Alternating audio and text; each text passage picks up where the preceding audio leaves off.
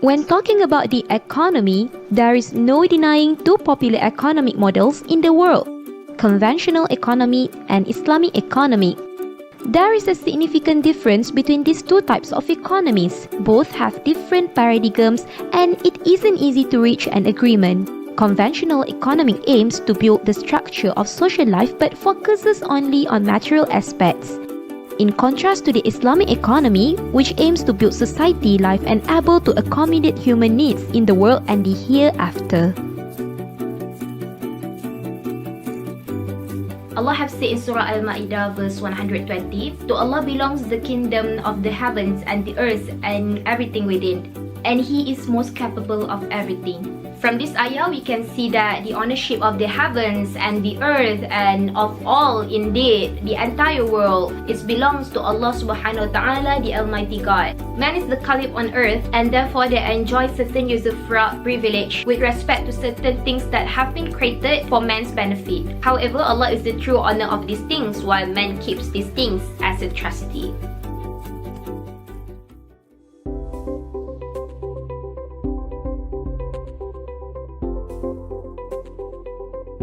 Man, who is his vicegerent, which is Khalifa, acts as the trustee in this world and has been appointed to be the owner in Islamic economic system. Since man is not its ultimate owner, the real owner has also defined the mode of its utilization, which is Allah subhanahu wa ta'ala. Besides, at the end of his life in this world, everyone shall be held accountable for the resources given to him in this worldly life and made available to him as vicegerent to Allah. In addition, the exclusivity of ownership prevents someone from using or dealing with the property without legal authorization, such as guardianship or agency. For instance, a child who has not reached a major age or a crazy individual is still considered the proprietor of his or her property, but he or she is illegal from utilizing it. This prevents these individuals from utilizing the property or managing it without legitimate authorization through guardianship or agency. However, once the legitimate evidence to their rights has been evacuated, the legitimate right to bargain with that property must be completely reestablished. According to the Islamic perspective, the legitimate shareholders of wealth are not only those who have directly participated in the production of wealth, but also those to whom Allah has made it obligatory for others to help. For this reason, the underprivileged people, the helpless, and the needy have a right to wealth. Allah has made it mandatory that all the sources of wealth should pass on some portion of their wealth to whom wealth is distributed in the first place. There are individuals who acquire resources from the Islamic perspective by participating in the production process, and others who have indirect access to resources in the form of zakah, wakaf, inheritance, and etc., which are given to the poor and the needy and later generations. In this regard, Islamic economic model does not allow any person or community to have a monopoly on the key sources of wealth, such as forests, unowned barren land, wiregrass, rivers, seas, and etc., but has given equal rights to the society to profit from them. Thus, it is clear that the Islamic economic model regulates the means of ownership in such a way that everyone gets the right to resources in a fair way. Started to talk about the arrangements of property. What is very common for all people is that you have some forms of property that are private, that is owned by one or a very small numbers of individuals. And then you have other forms of property that are held in public, such as that is owned by nobody with open access to all. However, does Islamic economic system recognize private property ownership and public property ownership? Okay, in Islamic economic system, generally all property belongs to Allah, and we as His vicegerent have been given the amanah to ensure that these properties can benefit all humankind. Property ownership can be divided into two, which is private property ownership and public property ownership.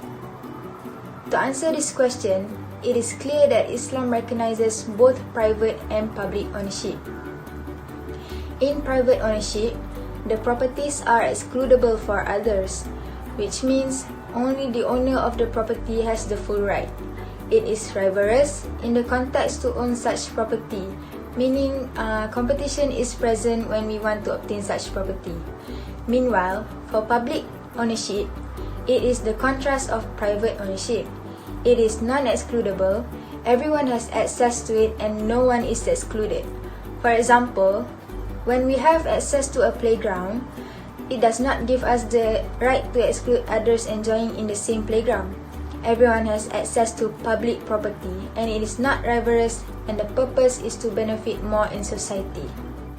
In establishing the preconditions for economic development, efficient and well-defined property rights are considered important. The significance of property rights arrangements derive from the fact that they have an effect and alter the distribution of income. Therefore, in an agreement, economists also agree that market transactions are more efficient when property rights are imposed. But what is the effect of property rights on economic development and how it is affected? The aim of the Islamic perspective of development is to strengthen the social, economic, cultural, and ethical state of a man who is the vicegerent on earth. Growth and development can be analyzed by the effect of these institutions on the distribution of income and wealth, resource allocation, saving and investment, and monetary stability. Firstly, the institution of zakat will play an important role in income distribution and resource allocation. Zakat acts as a safety net in order to help the poor and the needy. It is predicted that the redistribution effect will increase both aggregate demand and productivity. Zakat also supposed to have a powerful incentive impact on investment.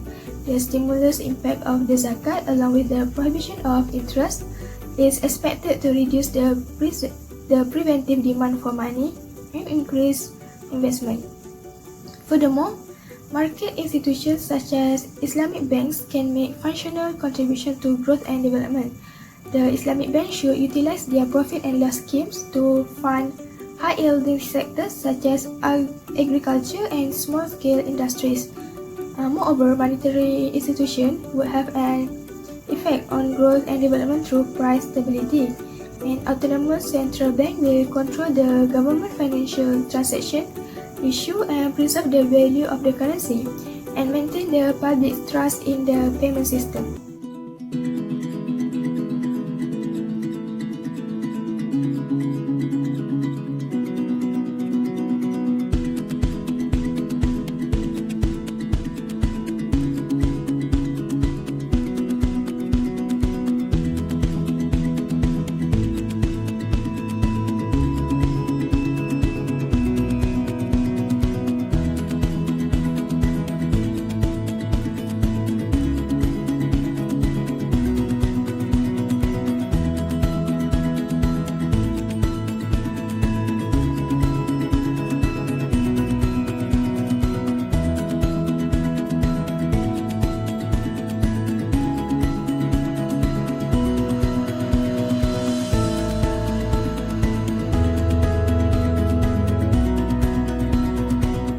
Can relate our assignment in line with the following UN Sustainable Development Goals.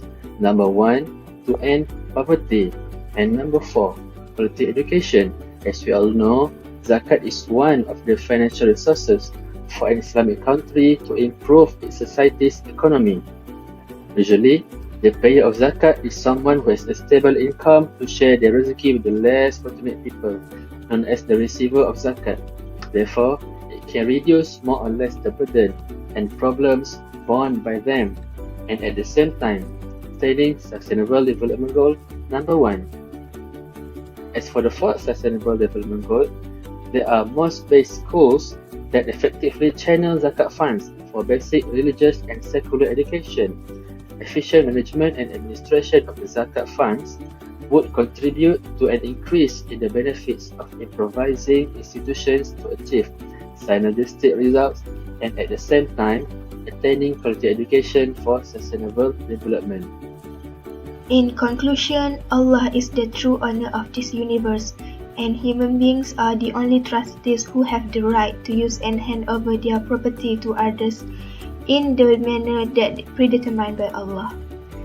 At the end of the day, ownership from an Islamic perspective intended to have achieved the Sustainable Development Goal by achieving zero poverty by 2030 and providing quality education for sustainable growth.